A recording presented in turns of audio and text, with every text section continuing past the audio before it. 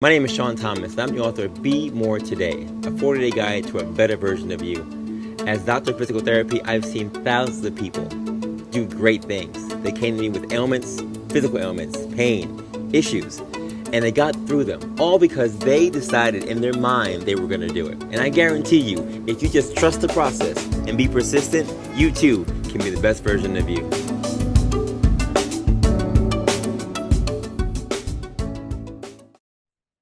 Have you ever been out and about with nowhere to stash your keys and ID so you can be hands-free? Whether you're running errands, traveling, or hitting the trail, Spy Belt is a belt that goes where you go. Made with stretchable fabric and a low-profile design, Spy Belt is your perfect companion to keep your essentials secure without bouncing or chafing. Choose from several prints and colors in the original, a wider band in the Pro versions, or the newest Spy Belt, Whiteout, an all-white belt that is perfect for summer. Visit www.spybelt.com to get your Spy Belt today. Run smart, run free, run with Spy Belt. Don't let aches and pains hold you back from living your life. At Jack Physical Therapy, our experienced clinicians create a personalized treatment plan that fit each and every patient's needs uniquely. Whether it's recovering from an injury or enhancing your performance, we've got you covered. With over 150 locations throughout New York, New Jersey, and Pennsylvania, there is sure to be a JAG Physical Therapy location near you. Visit jagpt.com and book an appointment today to get back the life you love. That's jagpt.com, jagpt.com.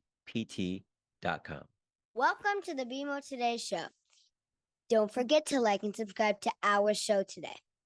Now, let's hear it from our host, Dr. Sean Thomas. What's going on, folks? Your boy again, Dr. Sean Thomas, back in the building with the Be More Today show. We are back in the building, folks, and we are still here. Season 5 has been a beautiful season with so many great people on the show, and it's been my pleasure to be on here to showcase the talent that we have in New York and across the world. People who are doing great things in the world of health and wellness. And as you already know, Be More Today is a movement. We're now here in our 5th season, over 82 countries, over 63,000 downloads. Again, your love and support helps this show to continue to grow. So I thank you for all you've done. And for more information about what we do, BeMoreToday.com for our more merch, for our Steps of Greatness Challenge, which continues to go. It ends actually the first week in August, and we'll start up again in the first week of October. So for those of you who have been out there getting your Steps of Greatness, I salute you. Keep up those 10,000 steps. You will not be sad about that in the future. And as you already know, our quote for today is simple as always. Close the gap between what you can do and what you will do.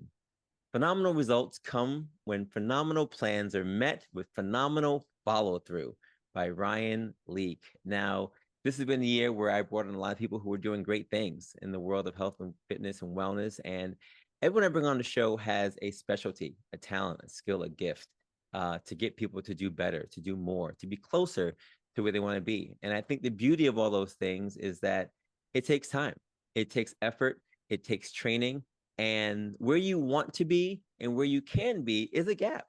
And sometimes you need someone to get you to that place, to get you to that goal. Sometimes you really can't see your true potential, so someone brings it out of you. They pull it out of you.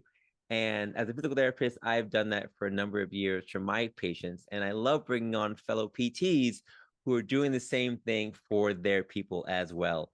And my guest on today's show is the embodiment of that. She is a new friend of mine, and I love finding people who have similar paths, similar goals, similar lifestyles, even similar friends to me, because it means that they too are being more today. And her name is Dr. Suze-Elisha Principal. Now, folks, she's a rock star in so many ways. A licensed physical therapist, board certified specialist in orthopedics, pelvic floor physical therapy, and the owner of Principal Physical Therapy with a deep passion for helping athletes and the pelvic floor health population. Dr. Principal is dedicated to enabling individuals to move beyond the clinic and return to activities that they love. She earned her doctorate in physical therapy from the New York Institute of Technology, Old Westbury, in 2007. In 2008, she relocated to White Marsh, Maryland, as a traveling PT and was soon given the opportunity to manage an outpatient practice.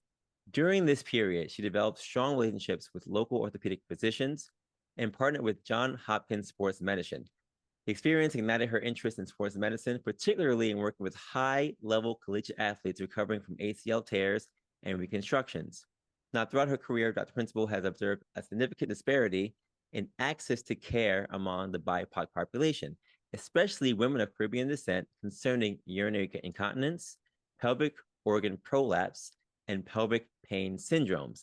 In 2020, amidst the global pandemic, she founded Principal Physical Therapy, and with the goal of establishing her own footprint in rehabilitation, her current focus is on treating running athletes and clients dealing with pelvic floor weakness and pain. And in 2019, Dr. Principal achieved national recognition as a bodybuilding competitor in the bikini division, placing second in the Los Angeles Muscle Contest. She has been fortunate to train with world-renowned competitors and is passionate about supporting athletes, particularly female athletes, by understanding the psychology and physiology of the return to training. Celebrating its 4th year in business, Principal Physical Therapy is a hybrid insurance cash-based outpatient PT clinic located in Brooklyn and owned by, as you know, Dr. Suze-Elisha Principal. She has made sure that the clinic is committed to treating the whole person, whether assisting runners in returning to training or helping women straighten their pelvic floor to reduce leakage. Principal Physical Therapy aims to facilitate recovery through targeted strength, mobility regimes. And folks, she is our guest on today's show. So without further ado, ladies and gentlemen, boys and girls, pets included, please welcome to the stage our guest for today's show, a fellow PT and a rock star, Dr. Suze-Elisha Principal. Doc, what is going on? Thanks, Doc. You kind of forget all the things you do, and you're like, man, it's a lot.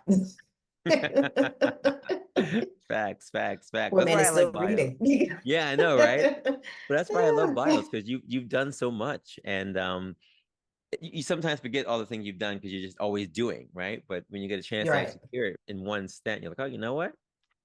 I've been doing my thing. So I salute you. Yeah. I salute you. And listen, I gotta give you credit, because you actually were the one who approached me. We go to a similar church at times, Kingsborough Temple. I've seen you sing on the praise team a number of times, and realized that you actually were there before I was there, in a variety of ways. And when you left, I came in, and you've been in and out doing various things for ministry.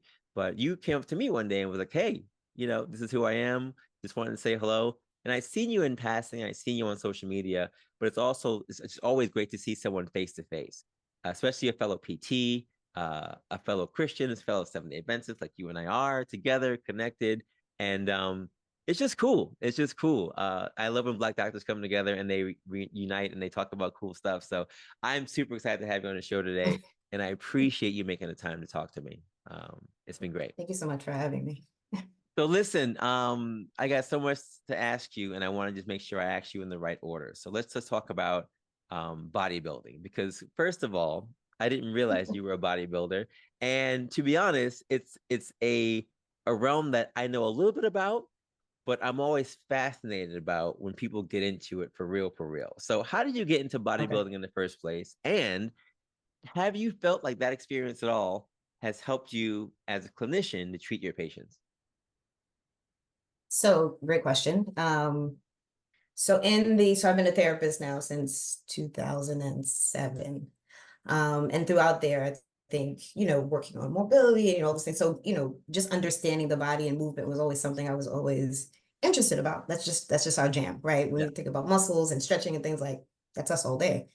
However, always worked out, always kept a level of conditioning, either be, running with friends or working out in the gym or just doing something, but there's a level of just always working out for me. And then a really good friend of mine who's actually a U.S. Marine, I think she's a staff sergeant, I'm not sure, but she's also Adventist as well. She grew up with me, and she's always looking for a new challenge.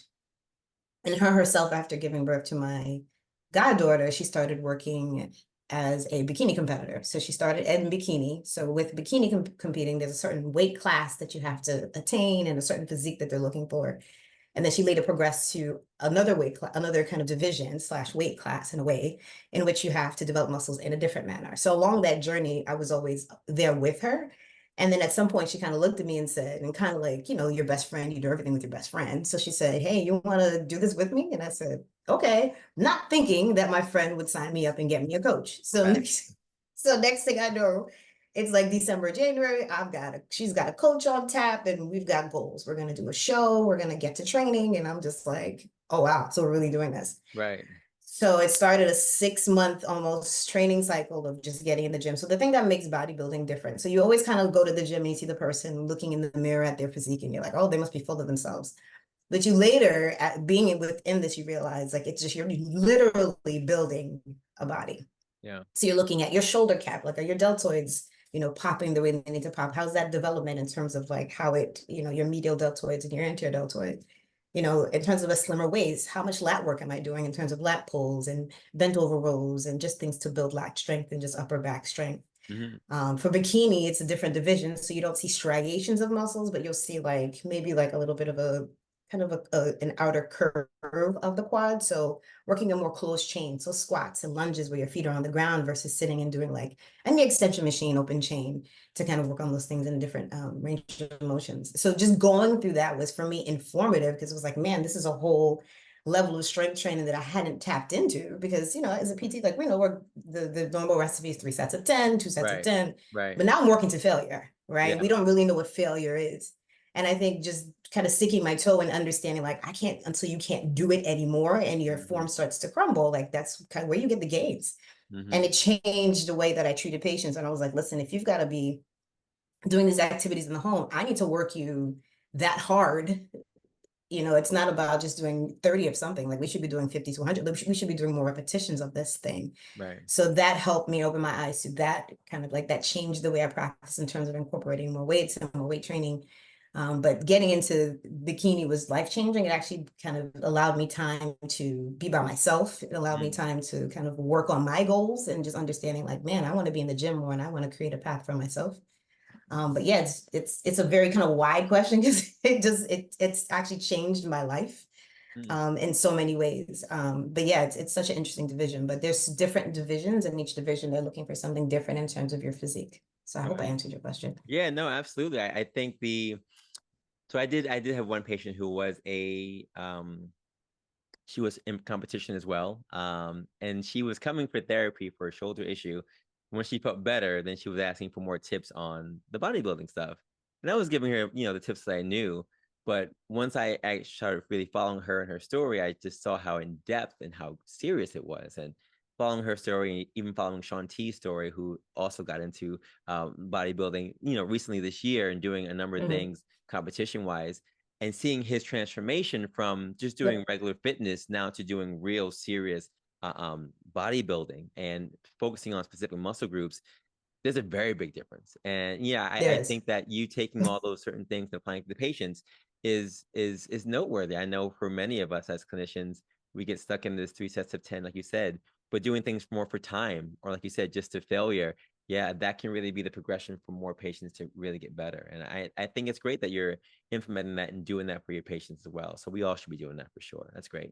Yeah, I really noticed a difference. And now I can say that, it's a different approach to treating patients, like particularly for like maternal knee replacements. Like I started to incorporate those things I was still working for another company at the time, and started to incorporate that into their care plans. And then they noticed differences. Granted, the patients would look at me like I was crazy, but at the end they realized like, man, I'm working further, doing more. I have more power and strength, like less for physique, but more so just for those strength gains and functional, like the functional return that came with it. So it was really cool. Absolutely. That's great. And I know that from there, you've done so many things, and you've gone on to create this legacy, right? Principal PT. And I've talked on the show a number of times about doing my own thing. And timing has never really been ideal for me to do it. But I love bringing on people who made the leap and said, let me create my own legacy, my own brand, my own everything. And Principal PT sound like it is that thing for you. So talk to listeners about what Principal PT is and why you took this leap into private practice. So I started treating, as I mentioned, I started working in Maryland, and I started seeing a lot of these patients, particularly sports patients, like ACL reconstructions, and then I started to get direct referrals from the surgeons themselves. Yeah. And even in some instances, because of the office I worked in, I had a firsthand, and they allowed me to come in the office and in the room as they had their follow-ups. And I remember one specific physician kind of walked me in and made me do the assessment. And I'm like, sir, aren't you? But just to say that he trusted my outlook on what it was that I saw. Mm-hmm. And after a while, I realized like they were sending me patients. They were like, oh, go to, and they would write my name, Suze. And then, I'm in Maryland. So I'm here to see Susie. And after a while, I was like, no, it's Suze. And here comes this Black woman. And at the time, I had long dreadlocks coming in the room. And they were just like, oh my goodness. And I'm like, yeah, it's me. And then, just seeing how well they did. So a lot of the surgeons said to me, hey, listen, we need you to start something. And at the time, it was kind of like, nah, I'm not ready. I didn't see that as, for lack of a better term, my ministry. Yeah. So I said, nah, I'm good. I'm good for working with a company. I like the certainty of what I'm doing now. As the years progressed, someone actually encouraged me to kind of write down a business plan, which I did. And Mm. just as a one-off, and I put it on my computer and I wrote the name and I kind of set it to the side. And as years went on, they were just little kind of things and little kind of encouragements that, hey, listen, like maybe you should start your own thing, or I think you've got something with this. And as I continued to treat and work, for the same company, but for some years, I started to have a name for myself with every clinic. So I had about 4 or 5 clinics. Each clinic I took over and ended up being, hey, I'm here to see Suze. So after a while, I was like, man, maybe I should be creating my own legacy because I'm making money essentially for this other person. So as the years rolled on, and I get to it, for me, it's more of like annoyance. So I was like, okay, this is just annoying at this point. I need to start something. And a level of complaint. And then my brother that I lost recently said, listen, like stay where you are, gain as much information as you can from where you are, get as much knowledge so you can take that to the next thing.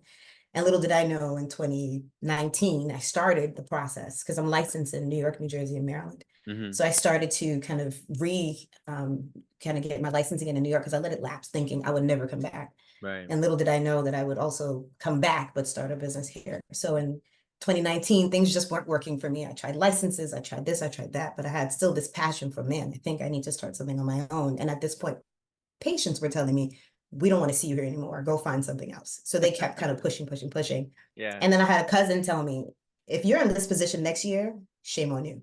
Mm. And that was actually the spark to kind of send me on my way. I have no excuse at this point. So after applying for licenses and I tried names, just nothing kind of hit the wall and stuck. And then finally I was like, let me just try principal. What are the odds? Yeah. And I did, and it popped up, and I said, well, it's also my last name. And then it kind of means primary and first, and it just has such power to it. Mm. I said, man, okay, I think this works. So that was kind of January, February, and now we're in the global pandemic. So not only am I still competing during the global pandemic, because I did Right. 5 total shows, I'm competing, I'm starting a business, I'm working from Jersey, I'm starting my business in Brooklyn. So there's a lot of like things that are spinning. And in that, it was interesting because, and only but God, that, men were home with their kids and babies crying in the background. And they're just like, let me just expedite this for you so you can just get started because I got the kid in the back. So my licenses went through. Oh, let me just do this for you quickly because I have this, and that went through. So everything just kind of went through seamlessly between about January and April. So now we're in the middle, literally, of a global pandemic, and I'm doing home visits. And my first 2 clients were actually IFBB pros, or just pro athletes that were bodybuilders, and said, hey, listen, I want to give you a shot. I have these issues. Can you come see me? So I started with those 2, and they actually gave me the platform to say, hey, I'm legit, which kind of grew my viewers, and people kind of piqued interest and then saw that I was doing it too. So April 1st of the pandemic, I was kind of putting all the pieces together, and all my paperwork was kind of coming around. And there was the last piece, I guess, and the person I was speaking to was just kind of like, oh, well, make your money. And I was like, what do you mean make my money?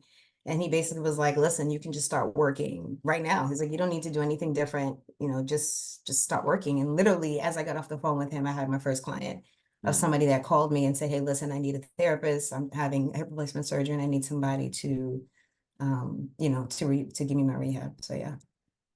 Listen, I love the process. I love the initiative. I love the fact that you took a chance, that you were reading all the signs. I think sometimes we see these things and we're like, oh, maybe.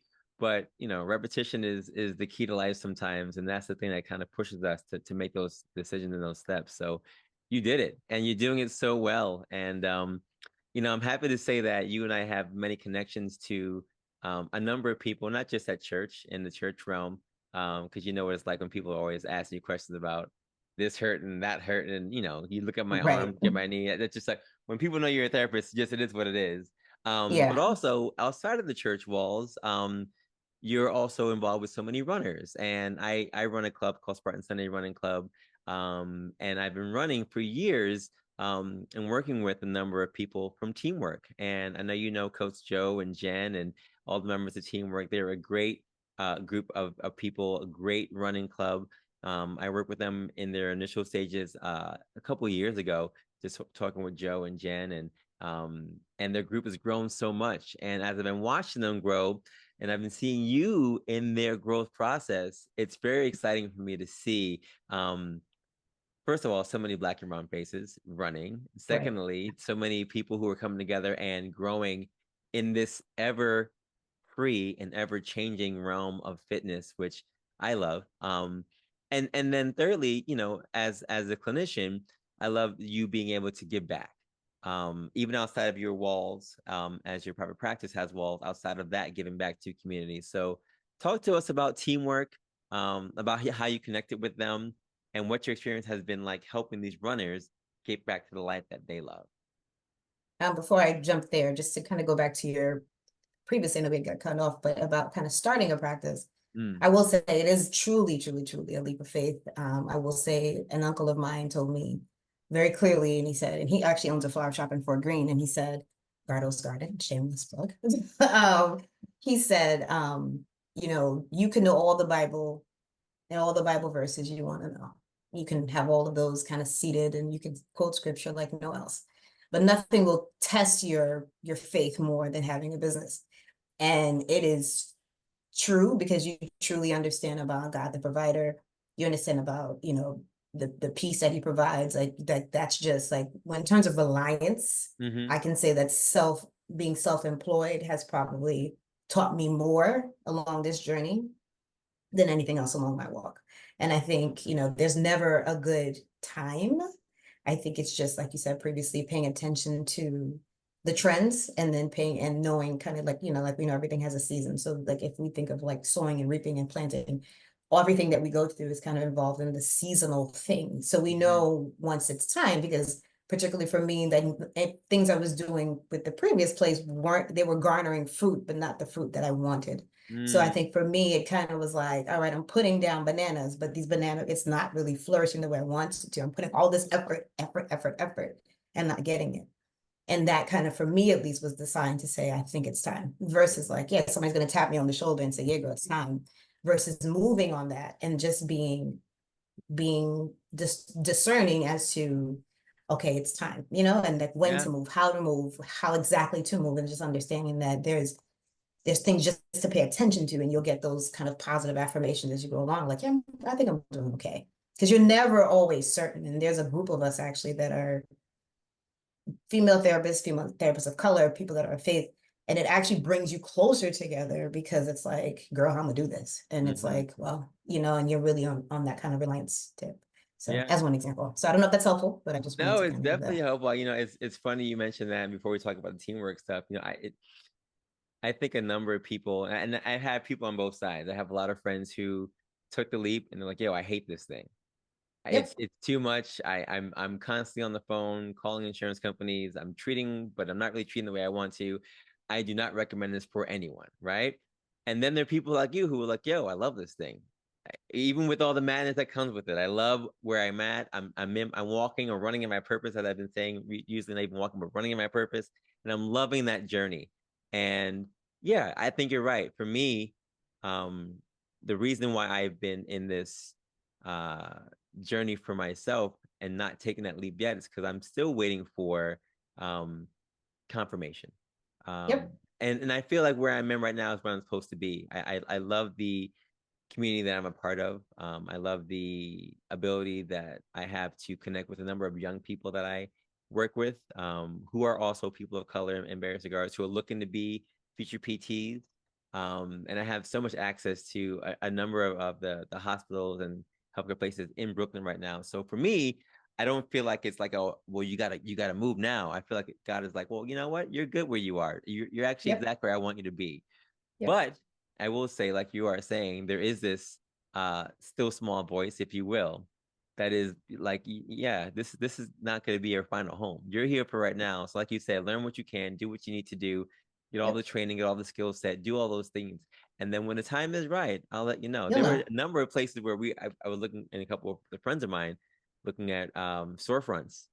And for whatever reason, every place we looked at just kind of fell through. And I said, you know what? Maybe it's not the right time for that.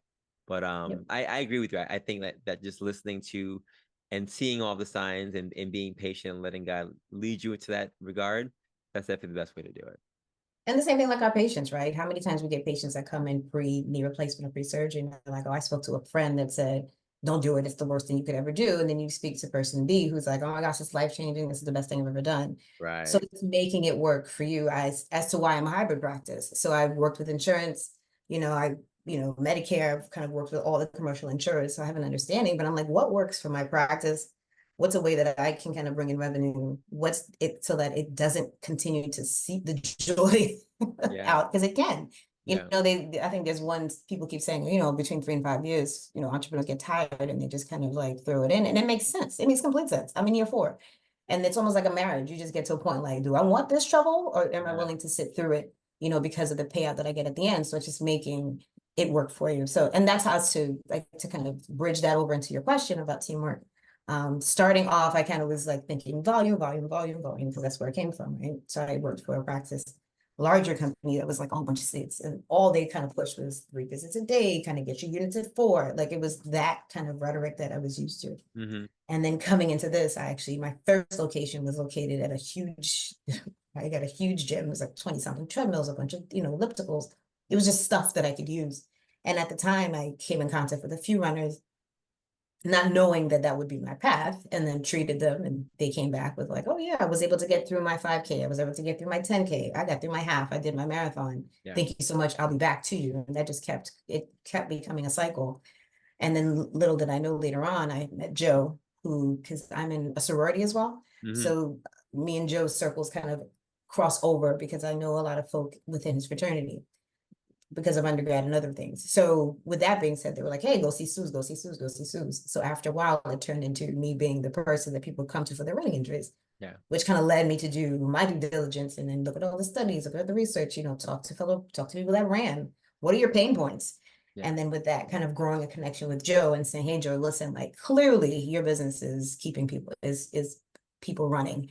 How can I help you in that to keep your people running? Mm-hmm. And that's how it turned into that relationship. And in addition to some other groups, there's Black Men Run, was another group that I work closely with. There's Women Make Moves is another group. And just like the novice beginner runner, that's kind of a loss. That seems to be my niche. Yeah. No, I hear that. I love it. Yeah, again, shout out to Teamwork. They're a great organization. Joe and Jen run a great club over there. And even Black Men Run, who actually going to be the guest on the show for next week. Oh, really? Continuing to just highlight our run clubs in New York City. There's so many great running clubs.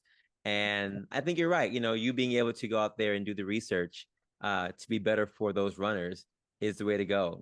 As I'm someone who does run, it's a little different for me because I'm already in that. So, and I've run for years. So I bring together a skill set that I've been through, but also I had to go through my own certification for coaching just to remind myself of some of the things that I forgot when it comes to running and training different injuries. So, I think it's great that everyone, all of us as clinicians, are just going out there and connecting with our community, different run groups, etc., to get people to be out there and doing things that they want to do and get back to the life that they love. And one of the things that you've mentioned on your page, you mentioned in your bio, is that you have a very, very fond love for the females who are running and those who have urinary incontinence, pelvic floor issues, etc., which is a big, big topic now when it comes to physical therapy, right? Pelvic floor pain and pelvic health wasn't always the biggest topic for us, but in the last couple of years, it's grown to be a very, very serious issue, or we're just giving more light to it, if you will. And clinicians like yourselves are the ones who are really at the forefront of helping females and males get through those issues in a better way. So, I've had a number of pelvic floor specialists on the show before talk about some of their tips and whatever else, but I'm always curious, and I know our listeners are mostly female on this show. So, in terms of pelvic health, what are some tips you can share if you want to give us your top 3 tips for those who may be struggling with pelvic floor problems, prolapse, urinary incontinence, any of those things? What are some tips you can share with the listeners? Well, I mean, I think first it's wide ranging. So I think some of the myths are that people think, oh yeah, it's just it's just a postpartum thing. It's like I haven't given birth, therefore it's not my thing. Right. Or I'm a man, therefore it's not, I don't have to listen to this, I can tune this out. However, there's things like heart flaccid syndrome, particularly for men that deal with that. There's like I'm treating a male currently that has pelvic pain that was misdiagnosed as a hamstring strain. So for Mm. months they were treating it as a hamstring strain. However, when you put him sideline and do a little palpation, you go to obturator internist, and he had some trigger points there. So I worked in concert with an acupuncturist. He had some needling by her, worked with me, and we've reduced it by I think about 80%. But Wow. it's just to say, which was finally found by a physiatrist who delved a little deeper, and he actually got us a hip label repair, right? So he had, right, so he had this sort of thinking, doing kind of Nordic hamstring curls, hurt himself there, thought it Yeah. was a hamstring strain for a year, dealt with it, pain with sitting, difficulty, also voiced some concerns about, during sex. And he Hmm. was having some issues in terms of being able to be erect. And just things that regarding to like down training and working on relaxation, getting out of sitting, working on deep squatting, really stretching the pelvic floor because you have one too. And if we think of it as a triangle, they're interwoven set of muscles that are under there that need also to be stretched. So not just men, not just women, but also men. So getting into grabbing a really a weight and just dropping into a squat and just letting things open. Because think about the amount of stress. So we usually categorize people as quote unquote anal, but it makes sense because that's where also all of your puborectalis muscles, all of your levator ani muscles, all of those muscles lift the anus. And then a lot of stress. And if we think of like fight or flight, if we're in a constant state of fight or flight, all of our rest and digest muscles are just not on. So all of those muscles, I think of clenching of the jaw, holding of, think of your every sphincter, every hold is tight. So just Yep. working on that relaxation. So I think there's a lot to highlight about Kegeling. I think we've kind of given Kegels its just deserved. I think I'm here to wave the flag for relaxation and say, hey, listen, like sometimes we got to work on relaxing the pelvic floor muscles a little bit different within PT, where we think of trying to strengthen while we stretch versus with pelvic floor. Sometimes it's doing the internal assessment and saying, hey, listen, you have some muscles that are inherently tight.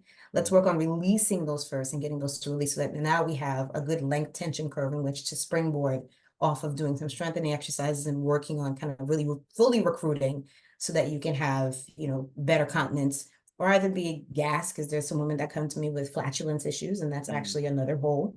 Yeah. And flatulence is also tied to kind of childbirth in some instances where there's some tearing that takes place. But just, some tips is just maybe focus on just relaxation and working on down training, diaphragmatic breathing, just breathing and just being mindful of like, what state am I in? Am I clenching everything? And then let's work on kind of belly breathing and bulging and dropping to get some relaxation there. And then after that, just particularly for runners, I think what goes underreported is a stress incontinence. It's actually a pretty big topic, particularly with runners. And it goes underreported because women don't think it's like just a little drop, but anything of a little drop is actually considered incontinent. So if we're thinking those muscles here again, and then we're maybe using something as like an idea for using, let's use this as an example, right? And this is our ureter. It's supposed to be held in by our pelvic floor muscles, right? So if we cough or sneeze, this thing stays inside. With incontinence, what happens is that you cough or sneeze and then urine comes out. So we're working on kind of strengthening so the urine does not come out. And particularly for runners, because the idea is that after you're figuring 2 times your body weight in terms of landing, right? So you can actually get a little bit of weakness post-run and or during the run, but we're trying to strengthen you for those load-bearing activities. So that's kind of one thing, is just be aware of what's happening when you're running and when you're moving, because it's called activity-related incontinence.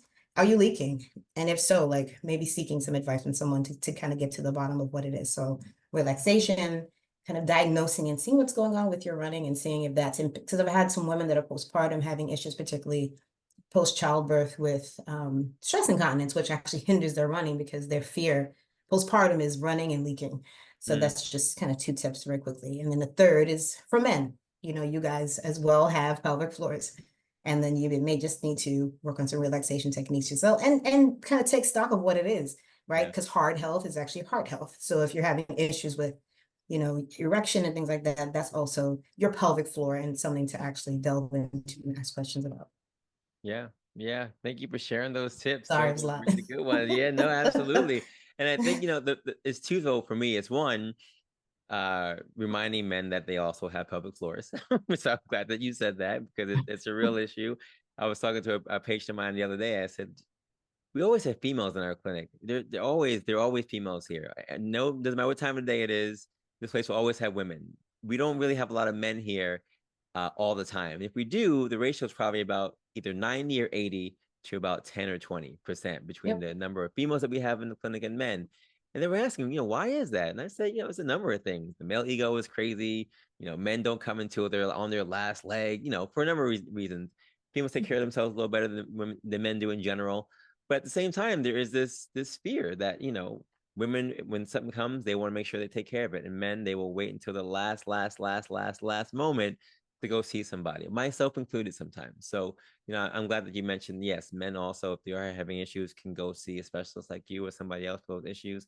But also for females, I know the one thing that even some of my runners and runners that I've met, there's a fear of going to see somebody for this issue because they're not sure of the comfortability they're going to have in sharing this issue and sharing their struggle and being vulnerable to someone like you or someone like another specialist to be able to share this thing. So can you just give like a 60-second plug for those who may be worried about going to see a specialist and what that entails in terms of their ability to be comfortable in that situation with sharing?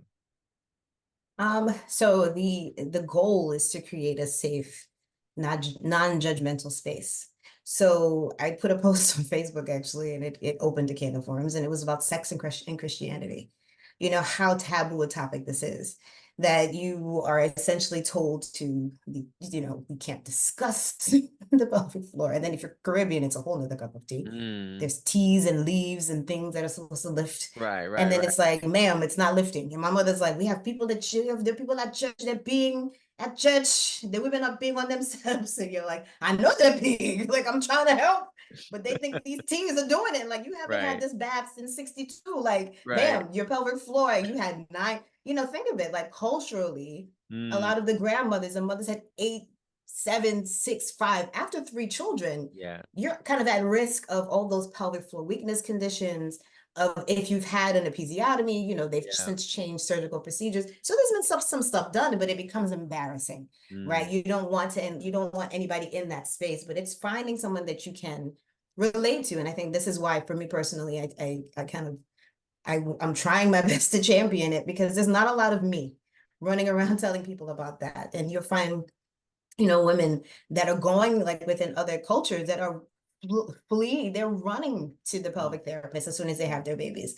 And unfortunately with us, like you said, there's a stigma attached to it. yeah, Whereas we change the stigma, and guess what? You get to move sooner, move quicker, return to the things you love a little faster. So we're trying to bring the curve over a little bit more. So it's just to say, hey, listen, like if you want, let's try to live a more abundant life. And with that being said, address those things if you can, so that you can have the tools available. All our job as therapists is to do. I'm not telling you what to do.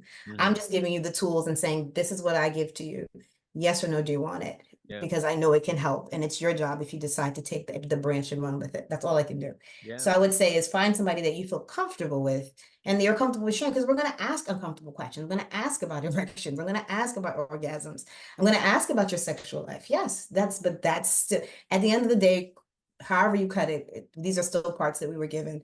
And that I think we can live better lives. We don't want to live in sexless marriages because of pelvic mm, pain. You mm, don't want to be worry with embarrassment because of urinary leakage or prolapse. And prolapse essentially being your vaginal wall is coming out.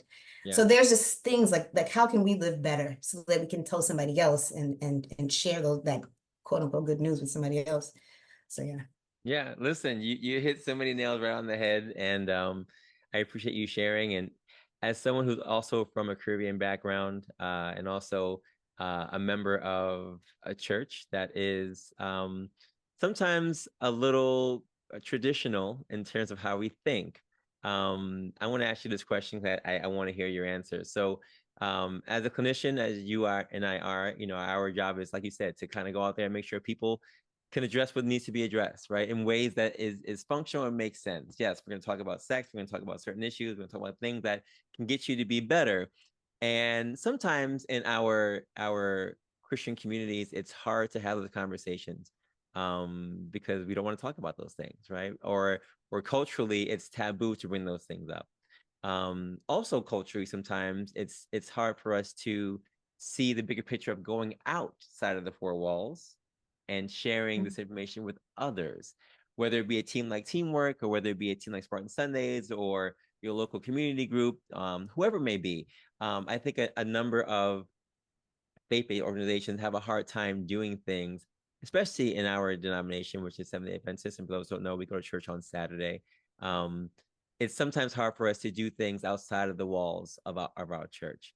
And I've done a number of things in the community that have sometimes been on Saturdays because that's what the people are. And I like sharing whatever I'm going to share, either knowledge-based wise or fitness-based wise, with my community, because wherever they are, I'm going to meet them. Sometimes it's on a Saturday, sometimes on a Sunday. I have no problem doing that. But there are many who have problems doing those things, and they talk about the Sabbath being special and not really relegating it for those things at all. I'm curious for you, as because you hit all the boxes. You're kind of like me as a clinician, as someone who has African American Caribbean roots, someone who kind of was probably born in this thing, but also as a healthcare professional who loves to give back and has a duty to share their information, like you said, with the world, just to give them that tool, those tools. What are your thoughts on, community giving back, principal PT, your work, even teamwork, right? Because I know you've done a number of things with them. And not, they're not a group that runs on Sundays, they run on Saturdays, like other groups do. So, what are your thoughts on giving back and your position, I guess, on sharing the gift, if you will? So I think for me, it started when I was in Maryland, for example. So the church itself is located within a very interesting area of like middle to upper class, but then again, it's Baltimore. So it's kind of lower middle class of people that needed access. So my thing has always been, I'm not going to tell you, I'm not pushy. I'm not going to sit here and cram Jesus down your throat. I'm not doing it. That's just not me. I'd rather, you need bread, let me feed you.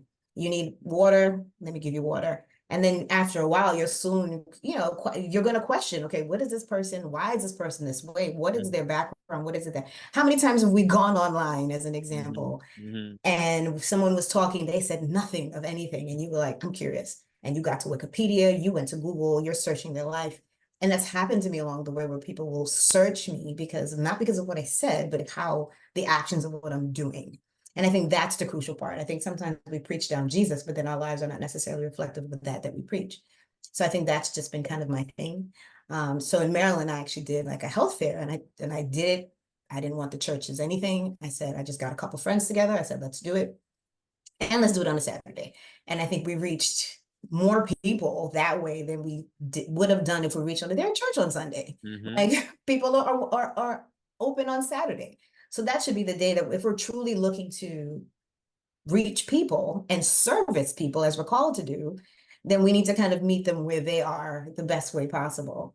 I think it's a hard one, because depending on how religious you are, some people are like, listen, I'm not doing anything on the Sabbath, I'm shutting down completely, which I understand. But I think as a healthcare practitioner, it's a little rough, because we're also trying to help people. We're trying to heal people. If it's something that I don't necessarily have to, but if it's a way for me to reach a person that I would no less have reached, then maybe I would, see them on a Saturday. But for the most part, I try to keep that day to just kind of rest and focus. But if it is that I need to do something, I'm not opposed to doing something in terms of service-based activities on a Saturday. Yeah. To your point, I think it's a difficult line, but I think sometimes it's, now this is my business. So what will my business represent? And what is it going to represent? Is it, am I closed on Saturdays? Am I open on Saturdays? What am I willing to do on Saturdays? And at the end of the day, how does that best serve the community that I'm a part of? And I think that's probably the biggest thing. I think we're called to serve. And I think we lose that. And I think we get thinking like we're called to sit in church. We're not called to sit in church. We're called to serve. And I think we do church really well. We sit in church really well, I think, but we're therapists. We're used to moving. So let's just kind of, we should be moving. So we should be moving inside, outside, or whatever outside the walls. And that was something as a child, my parents kind of really pushed in terms of being service-based and leaving an imprint when you leave a place. So even with my patients, not necessarily if it comes up and we discuss it and I say, listen, not as Dr. Principal or Principal Physical Therapy, but as Suze, let me tell you about something. And then I'll share about maybe something encouraging, or I'll, hey, do you mind if I pray for you about this thing? And maybe that, but not too pushy as well, because I don't think that's what I'm called to be. Yeah. Yeah, I love it. I mean, there have been so many times I'm just my daughter does this in school when she's like connecting with somebody. I'm just connecting with you because it's the same for me. There have been so many times where I've had a patient be like, "Hey, let me pray for you," or I pray for a patient, and I did not intend to sit here and pray for a patient during a setting at all. But sometimes Mm-mm. these things come up, and I think sometimes, and this is my last sidebar about this, I think sometimes we as Christians don't always think that other Christians are as Christ-like. Everyone believes in something, right? And Right. people, when they come to us with pain, they have their own issues, and they come with us or come to us looking for help. Yep. But we never know their story. We don't know their background. We don't know what they're going through. We don't know who they pray to or what they're praying for. And it's always Yep. just amazing when you see someone come to you and be like, "Yo, I've been praying for you every single day." I'm like, "What? I've been seeing you for years as a patient. I know you're praying for me. That's Right. so nice of you." Like we never Right. know what someone's background really is. And I think No. sometimes we assume that it's not as Christ-like as it should be. But in all honesty, I think everyone's out here looking for something, especially as crazy as this world is every single time. They're looking for something. So it's a blessing to be able to see and share that ministry in the health realm, inside, outside, all the days of the week. I think it's a blessing. I think I connect with you on that. Yeah. And I think I had a patient. I think that's what kind of sent the ball rolling for me. A little old white lady walked up to me one day and kind of looked back and said, "Thank you for your ministry." And I looked at her and I said, "What are you talking about?" Mm, And at the time, I didn't get it. I right. didn't connect. And then I started to realize I had a lady that worked. She was my front desk or office manager at the time, Cheryl, Mama Cheryl. And Mm, she would say, "You have this thing about you." She's like, "I can't really describe it. It's the same thing." And she was like, "You just have a way, like when people come in the room, I'd be like, Cheryl, I need tissue." It's like, bring the tissue. And it was like everybody that came, it was like they would just open up and just start to, and it's just, and a couple of people have told me. And it's being aware of your giftings so yeah. that you can best serve the people that are in front of you, either be encouraging them or whatever it is that we're called to do. Yeah. So I think it's more than just being a physical therapist. I think there's some, other kind of therapizing that we do. Absolutely. Absolutely. Dr. Suze, last two questions for you. One, I've been asking everybody on the show how they're intending to be more in 2024. You've done a number of things this year already. And I'm just curious, is there one thing that you're trying to do or already have done to be more in this year, 2024? I think I am looking at growth and expansion. I think you can be a little eager at first. You're like, "I'm gonna have a this." But I think, as I mentioned earlier, I think, everything has a time and a season in which it's time to kind of move into that next phase. And I think this next phase for me particularly is growth and expansion, looking to hire, PRN therapists. I have a staff of a medical biller and I have a person that does kind of my back behind the scenes work. But I think it's trying to further my reach there. The other thing I think is further to wave the flag and the banner of pelvic health, particularly amongst our community, either it be people of color, either it be Caribbean women, men. It's just kind of getting the news out there. For as much as I think as clinicians, we know that it's out there, a lot of people don't. So I think it's trying our best. And I have a pelvic floor group on Facebook that I try to kind of doing programs within there, but just trying to expand my reach the best way I can in 24, and whatever else comes, I'm just trying to be open to it. Awesome. But growth is kind of where I am right now. Yeah, that sounds great. That sounds great. Listen, you've been a gem on the show today. I appreciate you so much. And where can listeners follow you, learn more about your private practice or your Facebook groups or otherwise? So my Facebook group is the Pelvic Power Group. It's on Facebook. It's a community of men, women, whoever is willing to come and just learn information. I drop kind of information, little kind of tidbits of knowledge on there. Try to do some events in there as well. Like recently did a pelvic floor kind of master class in April about urge and stress incontinence. And I probably plan to do it again, either splitting it up between stress and urge, or activity related incontinence, or what we would know as overactive bladder. I can be reached on Instagram, principal_PT, P as in Peter, T as in Tom. My website is principalpt.com. I'm still making some upgrades as well. Google is awesome. That's how actually I get all of my patients, are through awesome Google reviews of people that have liked the service they've received and are feeling better and back to the things that they love. So they go on Google and they leave a comment. So if you're curious, go on Google and you can review all those beautiful comments of all these wonderful people that I've been blessed to come in contact with. And outside of that, that's all I got. Awesome. Dr. Principal, I appreciate you so much. You've made the show one for the books, and I'm glad that I finally had a chance to talk to you. I had to schedule a Zoom call with you on this show to be able to really have a conversation with you, but You I'm go to glad we church, but did you got it. to schedule a Zoom. Facts. That's the way it is, because you be in and out. You be singing. I For those who do. don't know, she comes in, she does her praise team thing, boom, boom, boom, and then she's out. So for all you those guys who are patients, or for those teamwork members, she's also a singer. She's multi-talented, so she's a blessing to many, many people. But I'm glad we had a time to chat. I really appreciate you, and I look forward to doing more things with you in the future. Sure. Yes. Wishing you much success on the show. Much success with your. I see what you're doing online in terms of education and programming, and I see you're signed up for Tokyo. Congratulations. Thank you Amongst very the much. many. I heard Thank you very it's much. a good run. Yeah, And I yeah. know you'll be more than prepared. Yeah, it So should be fun. It should be fun. I'm looking forward to it. So I appreciate you so much. Thank you so much for making congratulations. the time.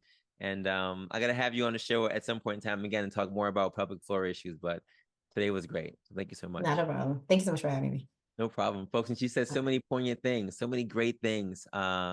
Really back to our quote, which is close the gap between what you can do and what you will do. Phenomenal results come from phenomenal plans are met with phenomenal follow through. She's helping so many people literally just do that, have follow through, right? They have plans, they have goals, they know where they want to be, they know where they are.